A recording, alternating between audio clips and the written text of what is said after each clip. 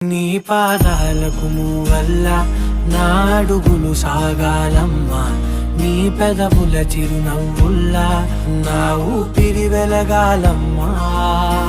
నిరంతరం నీ చంటి పాపల్లే ఉండాలి నేనన్నాళ్ళకి, నిన్ను దిలెంతగా ఎదగాలనుకోనే అమ్మా.